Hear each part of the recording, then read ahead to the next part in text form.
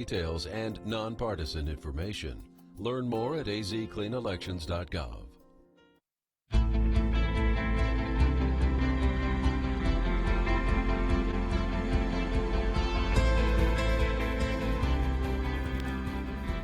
Coming up in the next hour of local news on Arizona PBS, on Arizona Horizon, a debate between the two candidates running for Arizona's 8th Congressional District. It's a full hour, 1 hour debate, and it's next on Arizona Horizon. This hour of local news is made possible by contributions from the Friends of PBS, members of your PBS station. Thank you.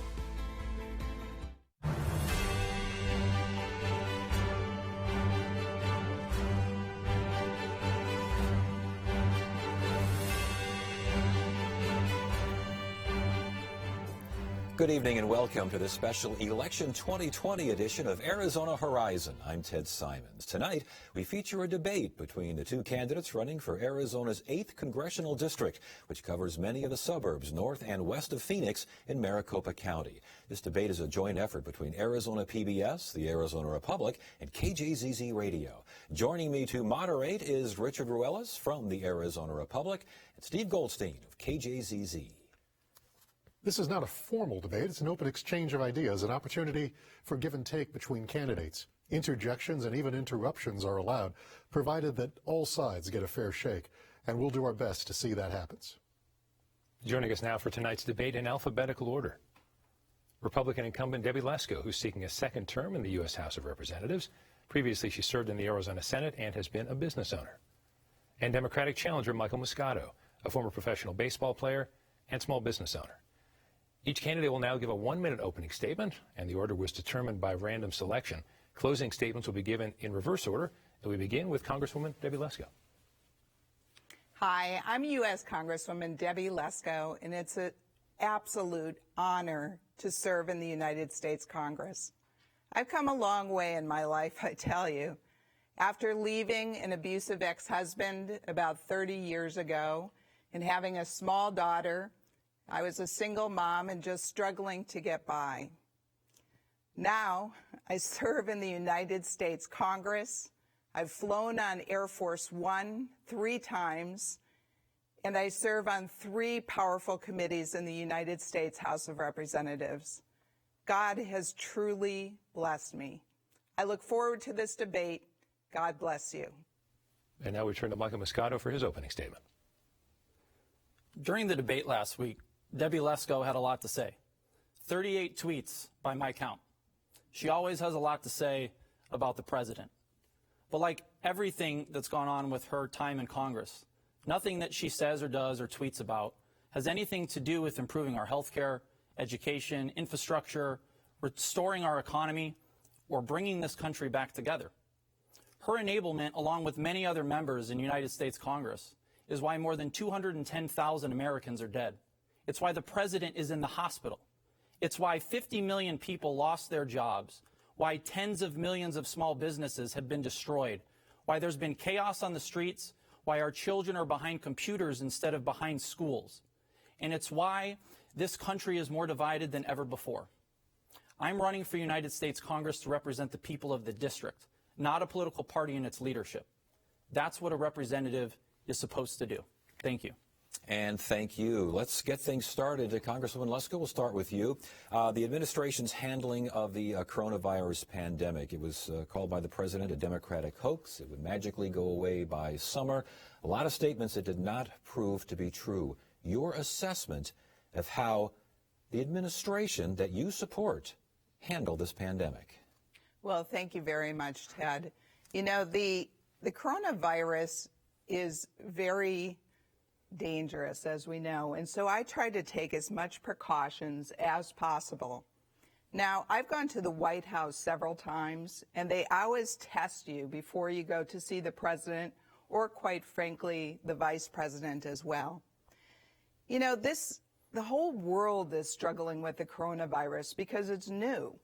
And so I think the president has done a good job. He banned travel from China he announced it, I think, January 31st. Everybody else said, oh no. In fact, Speaker Pelosi was in Chinatown in San Francisco, encouraging people to come out. And now he's doing Operation Warp Speed, which I think will get us vaccines very soon. In fact, maybe by the end of the month. And they've been said for sure by the end of the year. And so it's a difficult situation. The things that I have done, quite frankly, I think have helped. And that is I voted for 3 coronavirus aid bills, and that help individuals, help small businesses, help large businesses, funded vaccines, tests, and other things. So I think in the realm of things, we've done a good job. Of course, things could always be better, and people need to take precautions. Michael Muscato, administration's done a good job handling the coronavirus pandemic. I think I speak for the entire nation when I say that's absolutely ridiculous.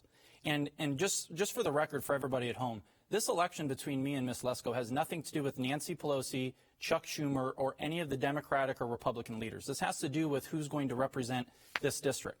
And the part of the timeline that Ms. Lesko is leaving out is the fact that right out of the gate in March, she voted against the Families First Act. Right when America needed representation the most, she said, and I quote, "I didn't have time to read the bill." She had time to be on her fake news stations talking about abortion and immigration, scaring everybody in the country, but she didn't have time to read the bill. And it's continued. 210,000 people have died. And the president today, after doing a drive-by wave, putting our law enforcement at risk, I thought we supported them, by the way, he tweets today that COVID-19 is not serious. I would love for the Congresswoman to look into the camera and tell 210,000 families in this country that COVID-19 is not serious. Congresswoman, how could the administration have handled this better? You know, we can be, armchair quarterbacks if we want, but really, this is a new coronavirus, and nobody really knew what to expect. At the beginning, they said we shouldn't wear masks. Even Dr. Fauci said you shouldn't wear masks, everyday people. And then, of course, now says we should wear masks. So I think the president and the administration have done a good job. Could it have been better? Of course. But we have therapeutics on the way. We have vaccines on the way. And so I think it's a good job. But I would like to address what my opponent said, if you don't mind. You know, I voted for 3 coronavirus aid bills. The first one was at the beginning of March, and it basically funded the FDA, the CDC, the Health and Human Services, and the NIH. And that was the first step. And then the CARES Act was the big one. That was about $2.2 trillion. And that gave unemployment assistance to individuals. It helped small businesses with the PPP loan program. It helped large businesses. The one that Mr. Muscato was talking about, that one, we got the language from Nancy Pelosi at 12:05 a.m. Respectfully, and please. then we were told that we needed to vote on it at 12:25 a.m. Michael and Muscato, I can tell you that also the NFIB, which is a small business organization, supports businesses like you have, opposed the bill because it put unfair mandates on small businesses but not large business. Michael. Well, I appreciate knowing the fact that somebody cares about my small business, because it certainly hasn't come from my representative. So I don't take too kindly to you insinuating that we're being an armchair quarterback here. I lost my professional career. I had my business shut down, mandated by the government, for 4 of the last 6 months. And not once did I see you out there being a champion for our small businesses. Instead, and I've worked in the concert touring industry for a long time, but because concerts were shut down, I was left with watching a video of you fist pumping and chanting the name of the president at a campaign rally like a fan club member that I would see at a band in a concert. And it's unacceptable to the people of this district to know that while we were all hurting, yes, you voted for the CARES Act, and I thank you for that, but the HEROES Act has been sitting there.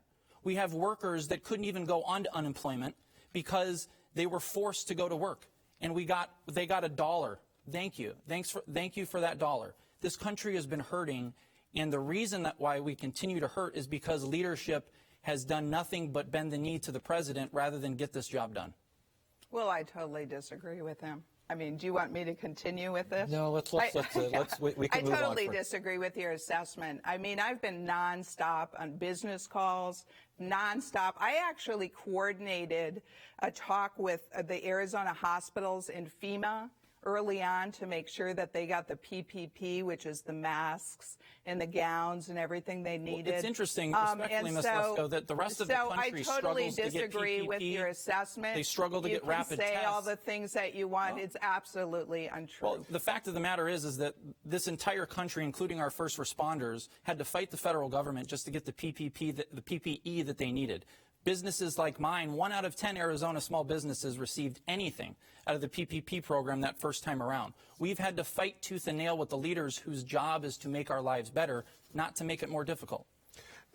Staying with your devotion to the president, you served on his impeachment committee. With the virus aside, is there any daylight between you and the president? Are there things about the way the president governs or his policies or the way he speaks that you differ with him on? Well, of course. I mean, sometimes when the president tweets things, I cringe, and I certainly wouldn't say the things he says or the way that he says, but I judge him on what he has done. And quite frankly, he's done a fantastic job on the economy and jobs. Before coronavirus hit, we had a booming economy and record low unemployment. And I think that's because of the policies that he implemented, but quite frankly, Republicans in Congress, which were lower taxes with the Tax Cuts and Jobs Act, less government regulations. But then we also supported businesses through the whole coronavirus with the PPP, the airlines, the small business emergency loan program.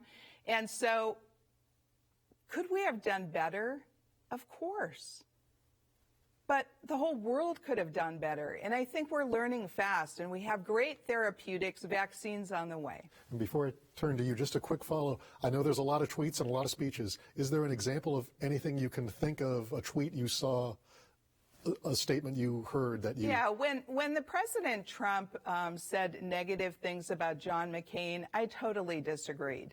Now, I didn't always agree with John McCain on every single thing that he did, but I respected him, and I do believe he's a war hero, and he did a lot for Arizona. So I thought that was totally inappropriate. Understood. We can agree on that. Michael, a version of that question to you. Is there daylight between you and Joe Biden, the Democratic Party, as far as platform policies that they wish to institute that you may not agree with? Yeah, absolutely. And I've put forth very aggressive and detailed health care plan. I'm different there. I'm a gun owner, so I have different stance. I'm born and raised here in Arizona. Okay, so respectfully with Ms. Lesko, I know what it's like to grow up in a Republican majority-controlled state. I've had leaders like Ms. Lesko and others my entire life. I don't know anything different. I grew up in the era of John McCain. He was our hero. He is the platform that we talk about Republicans. I'm my own person. I have nothing to do with Joe Biden. Never met him. Never talked to him. I have nothing to do with Nancy Pelosi. Never met her. Haven't talked to her. This is truly a campaign that is based off of a platform of being born and raised here in this district, about owning a small business in this district. Every street in this district is a memory for me. It's not a talking point. I've lived through her representation. I've lived through others' representation. Now I have a family of my own. And as I've said from the very beginning, our hometown is worth fighting for. Very briefly, back in the before times, you and I saw each other at a Trump rally at Veterans Memorial Coliseum, back when those things were allowed. And I asked you if you had heard of the QAnon theory. You said you hadn't. President Trump has spoken about it since. Have you? What are your thoughts about QAnon, if at all? I still don't know very much about QAnon. I remember when you asked me that, I'm like, Q a what? No, I really don't know much about it. However, I'm on Rules Committee, and so I'm one of 4 Republicans on Rules Committee. So I managed the rule on a bill just on Friday, I think it was, on the floor of the U.S. House of Representatives. And it condemned QAnon and any violence. And so I voted for it. But I did offer an amendment, which the Democrats opposed, saying, okay, I will condemn QAnon. Will you also condemn Antifa? And of course they did not. Well, let me make it real clear, because I love dealing with this as well. Antifa, I condemn you. Okay? White supremacy, I condemn you. Black lives matter. Blue lives matter. All lives matter. American lives matter.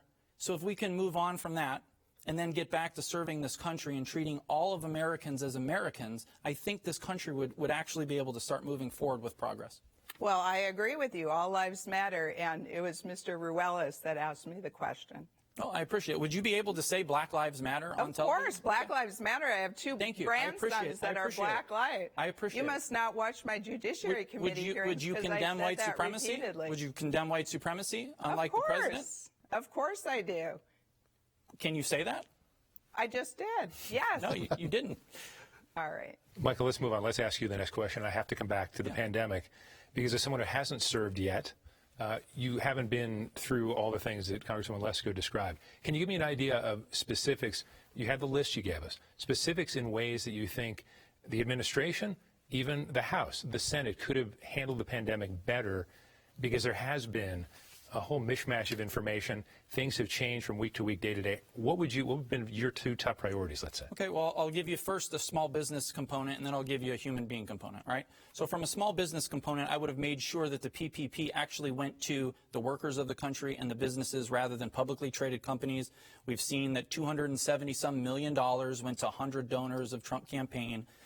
The money went everywhere and anywhere but to the people who needed it. That's okay. Accurate. The other component to small businesses is that one of the pushes was to defer payments for rents and mortgages for these business owners, and operate at minimal capacities, which does nothing but crush the revenues of these businesses. You can't operate at 100% cost and 25% of the revenue. You can't also open up after 2 months of being closed and then have 3 payments of overhead awaiting you when you've had no revenue. From a human being standpoint, the PPE was a must.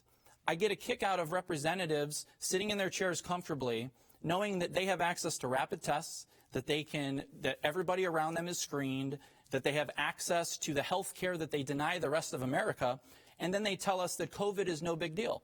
I would love the same health care plan that our members of Congress have right now, and I think the rest of America deserves it. Congresswoman, I want to have you respond, but is there a disconnect before you went in Congress, and you were, yes, in the legislature, but a lot like an average person, let's say? Are there benefits you get from Congress that have sort of disconnected members from what the average person is going through? Well, certainly not health care. Congress members have to be part of Obamacare, and it's crappy. Can I just say that word? Because the premiums are high, the deductibles are high. We do not have a platinum health care as is going on around Facebook or whatever. And so I actually use my husband's company's insurance because it's a lot better deal. So I do not like government-run health care. I do not think Obamacare has been a success. But I also want to say the PPP, which was the Paycheck Protection Loan Program, and it was actually a grant program if you followed what you needed to do to make it a grant, it helped thousands of businesses in Arizona, thousands of small businesses. I've talked to people, even the owner of my hairdresser was able to get money. So I'm not sure if you applied and you didn't get it. I don't know why, but thousands of people. In fact, my office helped hundreds of people with the Small Business Administration get loans for their businesses. We also helped them with the stimulus checks. We also helped them. We called Arizona Department of Economic Security multiple times trying to get them unemployment benefits. So I disagree with you. The Paycheck Protection Program helped a lot of small businesses throughout the nation and in Arizona. To those who received handsome sums, absolutely. But I'm not Oliver Twist, and this isn't a movie, and I'm not going to reach my hands out and say, please, sir, can I have some more? When you close my business down for 4 months, or other people's businesses down for months, and they get one little piece of the PPP compared to large companies, compared to churches, compared to charter schools, who don't pay into the tax system or already had funding. Though that money should have been allotted for small businesses here in Arizona. We've had thousands of small businesses, millions across the country, closed for good. So going back to your original statement about how booming the economy was prior to COVID, I can use the fact that businesses were 1 month away from closing for good to let you know that on behalf of small business owners across the country, the economy wasn't working so well for the people who didn't get the 83% of the benefit at the top thanks to the Tax Cuts and Jobs Act. Well, I totally disagree with you. I've lived it, so I mean, so would most of America. I mean, 82% of all middle income Americans due to the tax cut got tax relief.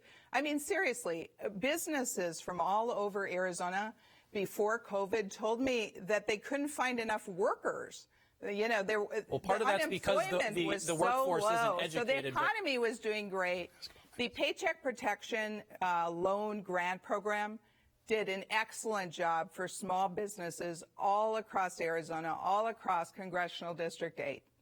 Just very briefly, your thoughts on masks. You've been photographed, I think, on the steps of Capitol Hill, not one of the few not wearing a mask. Your website, as of this morning, tells your constituents that the CDC says, unless you are sick, you should not wear a mask, even though the CDC has reversed that. What is your thought on mask wearing? What would you advise? My website says what? Citing the CDC, it says people who aren't sick should not wear masks. Well, I didn't realize my website said that. I've always wear masks, even when, you know, when I go out in public, like at the grocery store, even before there was a mandate. I just thought it was the polite thing to do in case I was sick, because I travel a lot back and forth. I'm on the plane. Now, there have been instances where I haven't worn a mask. When I get tested before I see the president or the vice president, then we had assumed that all of us were COVID-free, right? And so we didn't wear a mask. It is difficult. I have to say I've been tested, I don't know how many times now, probably at least 10 times, I would say. And thank you, God, so far I have been COVID-free. In fact, I was just tested the other day because I wasn't feeling quite well, and so they tested me again. I'm negative, but I also tested negative on the antibody test, which I was hoping I was positive on. So I've never had coronavirus, but I try to wear a mask as much as possible when I'm around people. And if my website says that, I'm going to talk to my staff immediately, because we always encourage people to wear masks. Just very briefly, do you understand why people are frustrated at mask mandates? And it's hypocrisy. I mean, you look at our governor. He tells us to wear a mask after saying don't wear a mask, and then we see pictures of him at a pool party not wearing a mask around other people. But I know she's familiar with the term fake doctor. I would really appreciate it if our representatives, such as herself and Andy Biggs and other members of state legislature, would stop being fake doctors and just follow the science. Follow the medical professionals that are leading us to a more safe America. These are people's lives at stake here. This is not something to joke around. When you're in public and you're not able to social distance, wear the mask. And I do. Congresswoman, next question is for you. It's regarding the Affordable Care Act, which I think you just described as crappy. So I'm assuming that you're not in favor of continuing the Affordable Care Act or Obamacare. Should it be abolished? If so, what do you do to the millions of those who will be uninsured, especially those who have conditions that are covered now, pre-existing conditions that might not be covered without the Affordable Care Act? Yeah, thank you for asking me that, Ted, because it's a really important issue. I'm not a fan of the Affordable Care Act, commonly known as Obamacare. I'm just not a fan of government-run health care. And as I told you in my example, I paid really high premiums, really high deductibles, and I could do better under my husband's company insurance plan. Now, I am a member of the Republican Study Committee's Health Task Force, and that's comprised of Congress members, mostly that are doctors. So I think they know a little something about health care. And in that, we wanted to make sure that health care was patient-focused, so the patient and doctor could have their own choices and freedoms. But we also wanted to make sure that we protected patients with pre-existing conditions. And there were several ways to do that. One is portability in your insurance plan. So if you move from one job to another job, you can keep your insurance, or if you move from one state to another state, you can use your insurance. I also think in that plan that is important is that we try to make price transparency better. And because if you think about it, we really shop for just about everything in the market.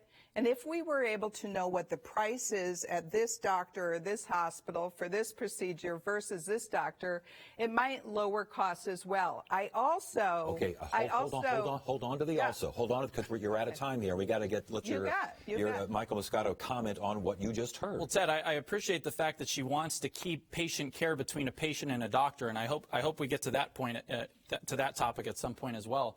But the reality is that I'm right there with her and millions of people around this country. The Affordable Care Act, it's not so affordable for families. I'm not able to buy into the marketplace. I have to do my own private insurance. But rather than push the Democratic agenda of a Medicare for all or be stuck with the Republican plan, which doesn't exist, I actually did something that a representative should do, which is I came up with my own health care plan that makes health care more affordable, more accessible, and it does that by making this more efficient and effective.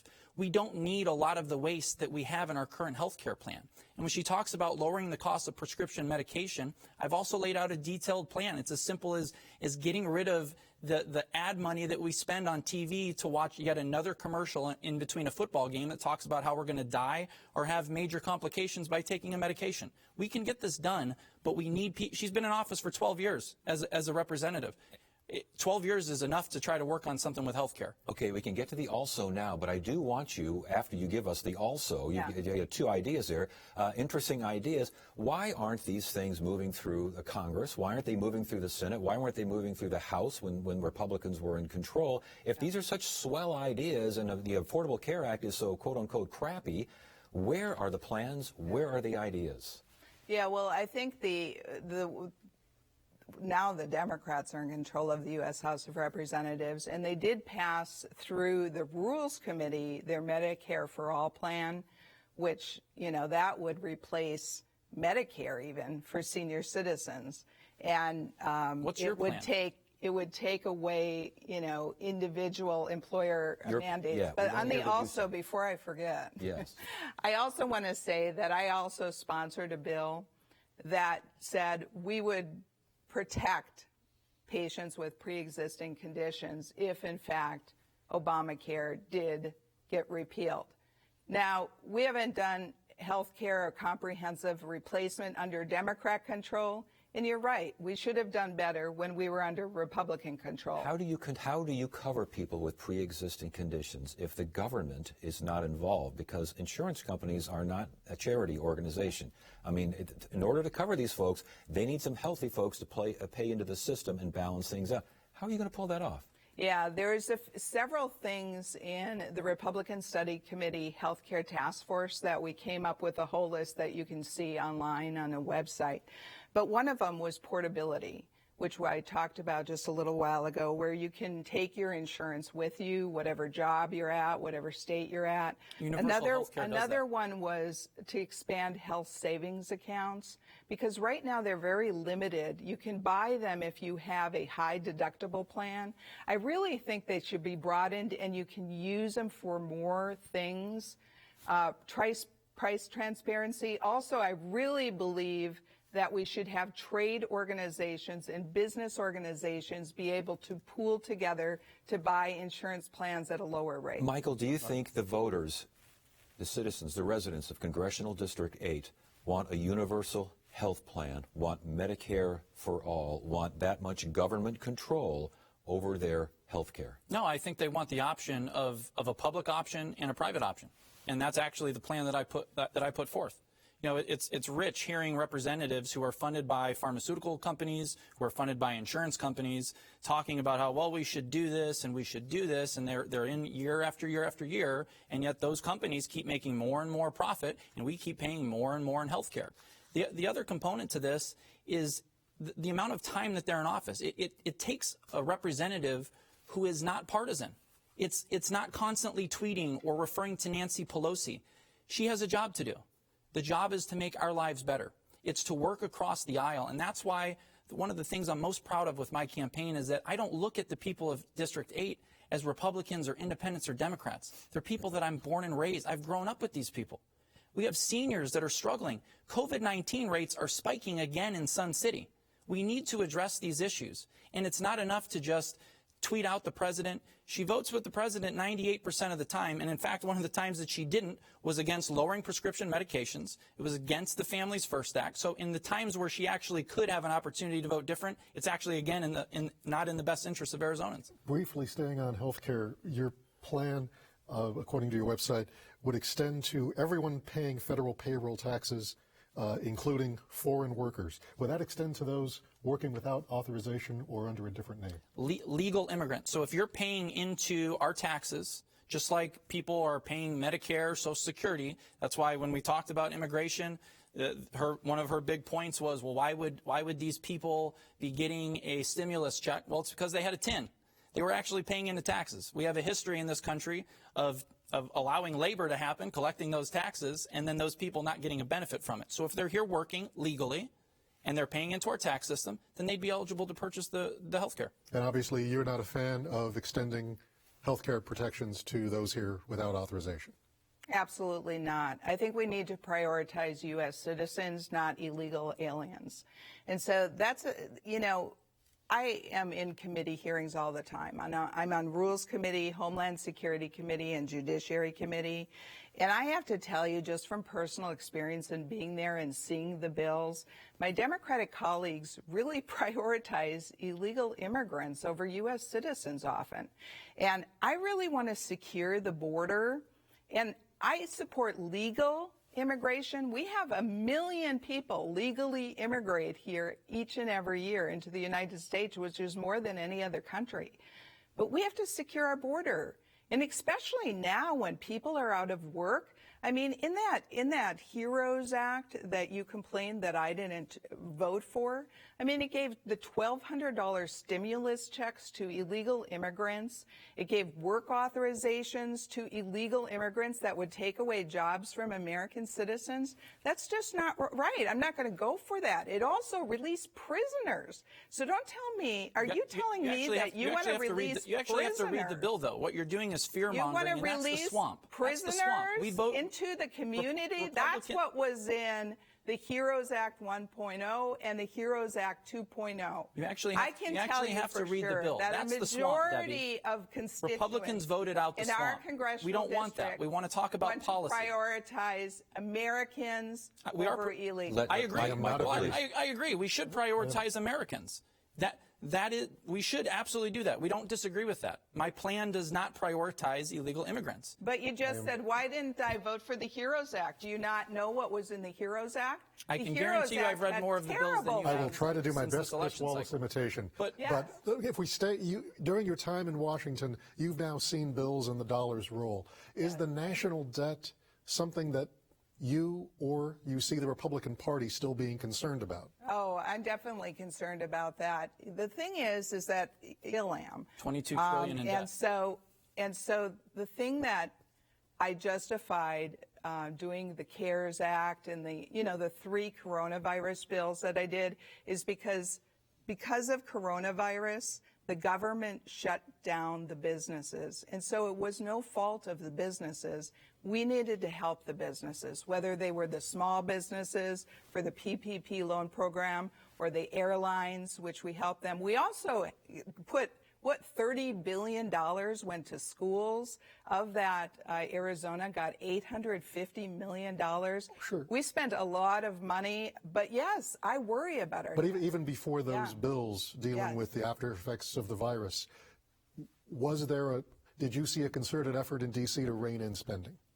No, I didn't. Unfortunately, some of the bills I voted against because I thought that it was too much spending and it wasn't prudent, but the majority passed it. And so I don't think there's as much concern as there should be over our debt. Richard, I know what the American people stand for, and I know what she's voted for, and they're constantly in conflict. Okay, she can talk about the 3 softball toss-up bills that she did vote for, but she's also not mentioning the other 8 or 9 that she voted against. What and this all happened while people were hurting. This is the disconnect. When you have representatives who are actually in government, who then refer to the government as like a third person.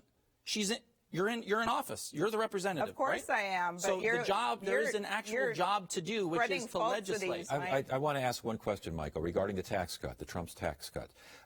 Republicans say that stimulated the economy. It was good. Democrats say that it added to the debt significantly. Did it not do both? It absolutely did. It did do both. And we know that 83% of the benefit went to the top earners. And we know that they took a lot of that tax break and they bought their stock. And the CEOs, look, I'm a capitalist. I'm a small business owner. I get it. When you're given a chunk of money as a CEO, your job is to make money for your shareholders. That's what they do. So it's up to our representatives at that point to know that and to make sure that when we give these tax breaks, that the money actually goes to the small businesses and workers rather than the big company. Congressman, I want to dramatically shift this, that we've talked about illegal things, we've talked about President Trump. Yeah. One thing he expressed concern about was mail-in balloting. One of the few times that Governor Ducey has come out very strongly against what the president had to say. Is mail-in balloting safe as people get their early ballots tomorrow in Arizona? It depends on what kind. What we have in Arizona, I believe, is safe. We've kind of perfected the system here in Arizona and have done it a while. But people here request their ballot, and then they check the signature. We have ID to vote here. And so I mail in my ballot, but I also sign up, and I would suggest to the listeners that they sign up for text and email alerts from the Maricopa County elections, which tells you that they received your ballot, they've checked your signature, they've counted your ballot. Now, the thing that President Trump is focusing on that he's concerned about is some of the states do mass mailing of ballots to every registered voter.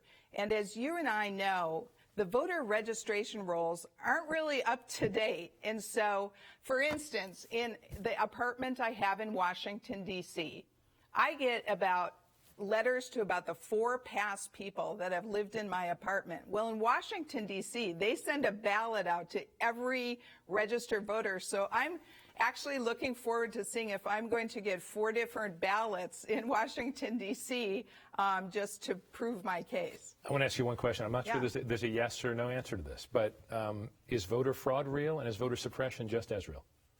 I think voter fraud is definitely real. I think it happens. There's been cases of it happening.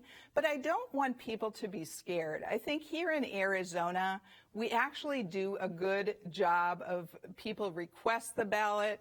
It's mailed out. We've been doing it for quite some time. So I actually talked to President Trump's folks on this issue because at the beginning, remember, he said all mail-in ballots. And then he started using the word, what was the word he used on the ballots? Not early ballots, but I forget what it was. But anyway, I said, we don't call it that here. We request the ballot. So you notice how he shifted to, if you request a ballot, that's okay. But if you just mass mail them out. Can voter suppression happen? Sure. I think we definitely need to be on the lookout for that as well. Michael, does this rhetoric concern you that maybe people will feel like, wait a second, is the election going to be done fairly? And is voter suppression more of a concern than voter fraud? Well, voter suppression has been happening in Arizona for as long as I can remember as an adult voter. So it's rich when she actually pointed out, she alluded to actually what's happening. The president and people like herself, especially if you go to her social media, you can see that they've pivoted because their claims of voter fraud being rampant in this country that are going to affect an election, they're simply not true. The percentage is so small. I'd encourage anyone to go to her social media and check out her attacks on members of the Democratic Party regarding voter fraud. But it's also rich when you see these representatives who they're concerned about a 0.0006% mail-in ballot voter fraud, but then they don't do anything to prevent foreign election interference. They don't do anything to make sure that our post office is working at 100% capacity.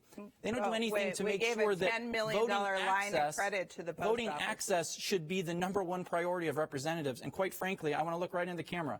A representative who doesn't want to make voting easier for the American people is unworthy of our vote. The president has called for people to be poll watchers, essentially. Yeah. I'm not sure whether he means officially or unofficially. What do you think the scene will be outside the early voting centers or on Election Day? What would you advise Arizonans who want to watch people vote? Well, there is an aggressive effort to do that, as you said, the poll watchers, and they do it on both sides. The Democratic Party does that as well as the Republican Party, too. And it's just a mechanism to make sure that everything's being done honestly. And so I'm fine with poll watchers, or whatever you want to call them, observers. I think they're called poll observers on both political parties, just to make sure everything's done right. What do you think will be? So on one hand, she compliments the Maricopa County Recorder, who does a fantastic job, by the way, and then on the other hand, now we need poll watchers. It's the same as when we see these fake militia, these wannabe G.I. Joes at the state capitol carrying their guns. We don't need those people there. It's voter suppression. It's intimidation. And I don't need someone there to watch me. We're grown adults. If you're 18 years old and you're able to go to combat, you should be allowed to walk into a voting booth without having to have someone look over you like your mommy and daddy. This has been going on for years. Voter suppression has been going on for years. And there are Arizona laws that prohibit. This has been happening for years, right, whether you know it or not. Too much of that. There are Arizona laws that prohibit too much of that and too close a contact. Michael, before we get going here, you write on your website that you want to fix immigration instead of using it for political gain. Is that what you think your opponent does? Absolutely. Explain, but she's not the only one. Look, I've grown up here. 20% of CD8 is Hispanic. We have an opportunity in this country to welcome people, and that's what the United States, when I grew up, that's what we were told it stood for. We should wrap our arms around the people who want a chance at a Monday. We have millions of people who are trying to come to the United States to live that life of liberty. We have economic needs. Our Social Security can be strengthened. Our health care programs can be strengthened. We lose 40% of our crops. Our agriculture industry can be strengthened. We can once again become the most powerful country in the world if we harness diversity. And there's a way to do it. Immigration reform, revise the visa system, modernize it, spend that money that she wanted to direct at the wall that can be hopped over in 45 seconds, cut through with a $100 battery-powered saw, or tunneled under.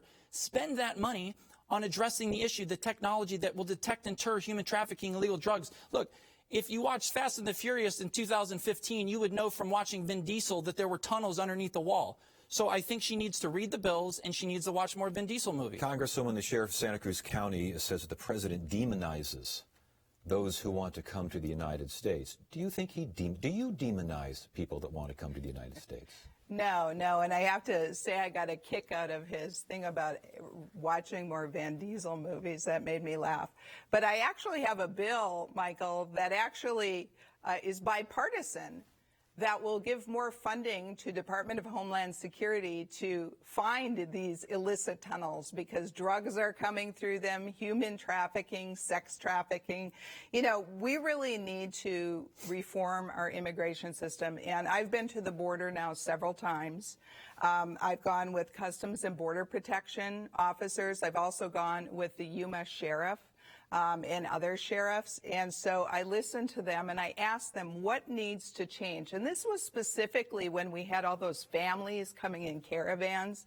And they gave me 6 things that needed to really change, 6 priorities. And so I introduced 6 pieces of legislation to solve the problems that they said needed to be done. But again, reading the bills comes into play here. Chairman Nadler is a Democrat chairman of Judiciary, and he won't hear the bills. But because they're already in previous legislation that you didn't read. I was able to also vote on a comprehensive immigration reform bill, and that was in 2018 when Republicans were in control, that would secure the border, close the loopholes, and give DACA recipients legal status. Michael.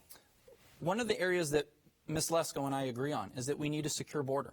I travel all over the world in my line of work. They want to know who you are when you come into the country, and we can do that. But we can do that without attacking and demonizing groups of people who are entering through ports of entry. The other component to this is when she talks about her bills, this is a recent bill that's on with Martha McSally, and what we've seen with a lot of politicians, it's re-election time, so let's try to pass through a whole bunch of stuff that, by the way, is already in bills she voted against previously. I think you need to look at my record. I've been introducing bills since I've been in Congress. In fact, you've passed one bill in more than 2 years. That's ineffective leadership. I have one signed into law already. That you have one in more than 2 years. It had nothing to do with helping Arizona's 8th Congressional District. It actually provided a report from Homeland Security. We don't need reports. We need actually things to get done. Congress, what do we need to get, Congresswoman, I should say, what do we need to get done regarding DACA? It's bouncing around in the courts. No congressional action here, whether it's a Republican or a Democratic-held House or Senate. Nothing's getting done here. What needs to get done for these people? We need immigration reform. Okay, but how do we do that? Everyone knows we need immigration reform. How do we do that? I voted on a bill that actually I think would solve a lot of the problems. It increased funding for the border wall. At the time, the Democrats would refuse to give any funding to the border wall. That doesn't help DACA. And then it also closed a lot of the immigration loopholes that all these caravans were incentivized to come here. And it also gave DACA recipients legal status. I voted yes on that bill. Unfortunately, not one single Democrat Congress member voted for it, even though they say they want to help DACA recipients. Will DACA recipients get that help contingent on the other things, or can DACA recipients get that help on their own? Is that a standalone issue, or must it come with the other issues? I think it needs to be in a package. What do you think, Michael? Look, one of the things she pointed out previously was, oh, well, this bill has a little bit of this in it. Show me a clean bill in Washington. I think we'd all have a heart attack, okay? We need people to work together. It's as simple as this. These kids, they're Americans. They're just as much of Americans as the rest of us. As a father of 2 little kids, it is just devastating to watch. We have people sleeping on cement floors with tinfoil blankets, and then we have this robust Statue of Liberty that's light apparently has faded away. Make these people who have been participating in our economy for their entire lives, make them citizens of this country, welcome them to this country, and again, we will be the most powerful, we will be unstoppable. You don't think if you made everybody here that's illegally a U.S. citizens that millions more would come and be incentivized? I think if they're coming here legally, land. On your flights from Arizona to Washington, D.C., have you looked down? There's plenty of open land. There's plenty of opportunity in this country. Illegal immigrants, they should not be allowed here. Legal immigrants can create businesses. They can fill jobs. These are children. Okay. These are children. Is your child supposed to answer for your actions? My 4-year-old, we'd be in a lot of trouble if he had to answer. You just said that you wanted to secure the borders, yet yes. you were criticizing you can secure the border and also wall, welcome people into the country. And you just it's possible. are saying in multiple things, basically you want open borders. No, I don't want open. I want to be very clear. I don't want open borders. But that's not what I've said at all. I want a secure border. You're saying we can have a secure border. Sides. It's called fund the border. Modernize the visa system. Modernize how people come in here. Use the money where it's actually going to be effective instead of so that you and others can go sign your names on a wall that flew down the last time a big wind. By the way, did you ever give that money back from Fisher Industries? Wall. We also increased funding. Did you give the money back to Fisher Industries that you received? We've also increased funding for border protection officers. And we should. We've already done all the things you've said that you would do. Except for the fact that we still have people being treated inhumanely at our border and denying many people who want a chance at an American Monday. I think you're listening to some of your Democrat colleagues. I think Richard has. Switching gears to another issue that used to matter in the before times. Social Security, Medicare, what do you think the future of those programs are? Are they in trouble, and how do we save them? Well, they're in trouble if we're going to eliminate the payroll tax. This idea that, we're just going to, it's like the health care plan. We've got a plan. I've got a plan. We're going to do it. We'll get to it. How many years, how many people's lives have to be upended until people actually get serious? As a business owner, I don't want to say, here's a grace period of 3 months. You don't have to pay this. And then, boom, we're going to, here, pay it all up now. As an employee, the same thing. The idea is to help service these programs. So how do we do that? When we have less people working, paying into the program than it used to be, let's get more people back in, Debbie. Let's welcome people who want to be in this country and work because they're going to pay payroll tax. They're going to pay into Social Security. They're going to pay into our health care program. As a business owner and as someone who supposedly a business owner, you know that all these big corporations, their big thing is to scale. They want to get as many purchases as possible so they can drive the cost down. We can do that by welcoming people into this country legally. We can secure programs like Social Security. And if Congress just leaves it alone, I think that might be the best. We already do immigrate people here legally, 1 million per year. It's more than every other country. So are you saying we should let illegals in? I'm not saying really we should let following people what who you're enter saying legally, here. Right. people who enter To tell you legally the truth. should be allowed to enter the country. I do want to get your thoughts on Social Security and Medicare. Yeah, of course we need to protect Social Security and Medicare. I even sponsored a bill, and I did it again this Congress, that would do just that. It would make sure that there are no cuts or reductions in benefits on Social Security or Medicare. There's a caveat to that the I'd like to people address. that are currently getting it or soon to get it, and that we need to make minor reforms for the future, in the future. And we can do that. As you remember, I took on big issues when I was in the state legislature, pension reform. And I learned through pension reform that if you make minor tweaks years in advance, that you can really change things quite well into the future. But we have to preserve it. And so that's why I sponsored a bill to do just that. Real quickly, I just want to address that. Between the golf cart bill and the pension reform bill, those are two things that she's had a 12-year career living off of. Okay, we need more than that from a member of Congress. Okay, but what she fails to mention when she talks about how she passed the Medicare bill is that there's always that little caveat. Again, I read the bill, so at the very end, it's other than if there's with fraud. And then it leaves this gray area to say, oh, well, we need to do something with Social Security. We need to do something with Medicare. Why, you think people that you have fraud should be getting the benefits? No, what I'm saying is I don't trust the people in office who constantly use the keyword fraud to privatize everything and try to eliminate our benefits because of a 0.000% issue. Okay, Michael, let's briefly wrap up with the idea of racial justice. We heard you say Black Lives Matter. We heard Congresswoman talk about her grandchildren. Yeah. What should Congress be doing when the president and certain Republicans are saying there's burning in the streets, we need to do something, we need to get the federal government more involved because some of these cities are out of control? First of all, do you believe that? And if so or if not, what should Congress be doing to match racial justice with law enforcement in a proper way? Well, look, we all want law and order. I don't like chaos. But the reason why we have chaos is because for decades in this country, our leaders, our elected officials, have continued to underfund areas that are minority populated. They've targeted minorities, whether it's illegal immigrants, whether it's African Americans. We're working on prison reform. I think that was a great start. But Arizona is also a place where we have private prisons, and we spend billions of dollars on private prisons while our education system is failing. We don't have a money problem in this country. We have an appropriations problem. And that appropriations problem is because the people who control the purse use it to direct the money at those who fund their campaigns. So how do we address racial inequality? Let's do campaign finance reform. Let's make sure that we have prison reform that involves eliminating these private prisons. Let's make sure that we fund education in areas all throughout the country, regardless of whether they're white or brown or black communities. And we can support our first responders, our police officers. I'm a proud supporter. We can support them and support African Americans equally. Congress, we'll have you wrap this up in about a minute or so. Your thoughts on racial justice. Are cities out of control, and should Congress be doing more? Well, I'm happy to say that I've been endorsed by the Arizona Police Association and the Fraternal Order of Police. I'm a strong supporter of law enforcement. I've also introduced legislation called the Holding Rioters Accountable Act, which basically says if cities aren't going to prosecute people that are rioting and looting, they should be cut some of the federal funds through Department of Justice grants. Yeah, let's funding cities and states because of a few. That's a great idea. Excuse me, please.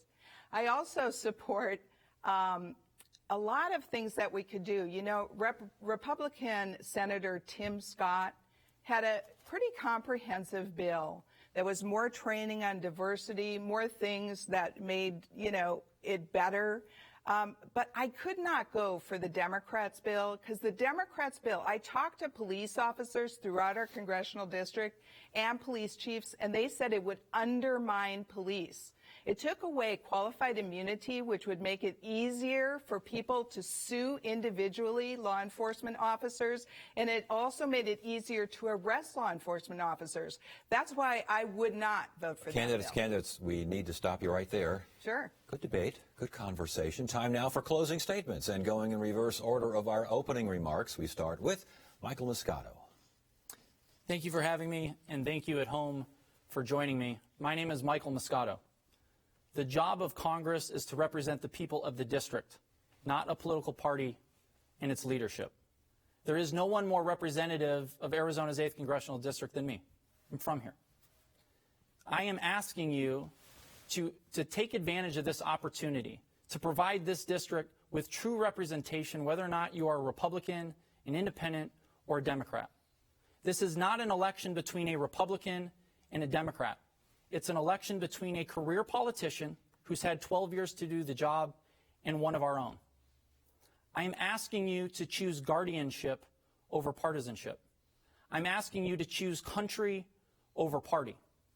Where I come from, which happens to be right here, where you come from means something, and family means everything.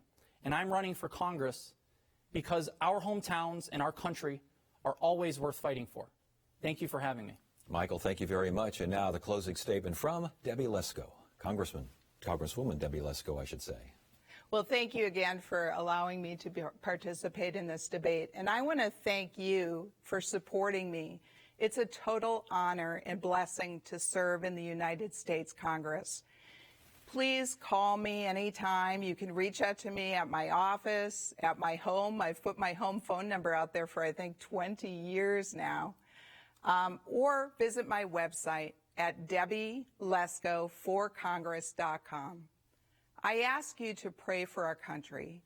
This is a vital time in our nation and the future of our nation. This election is important. Thank you.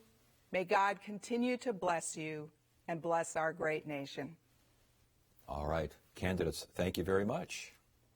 And thank you for joining us tonight. Tomorrow, we feature a debate between two candidates running for Senate, the U.S. Senate in Arizona. Join us for a 90-minute debate featuring Republican incumbent Martha McSally and Democratic challenger Mark Kelly. Again, that's tomorrow night at 7 p.m.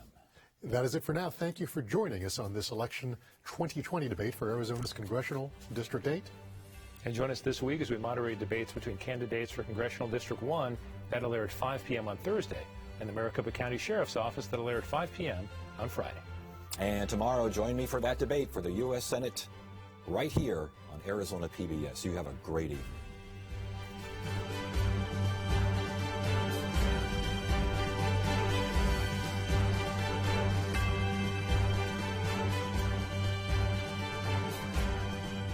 Support for Arizona PBS comes from viewers like you and from Legacy Village Salt River is proud to support Arizona PBS. Opening in early fall,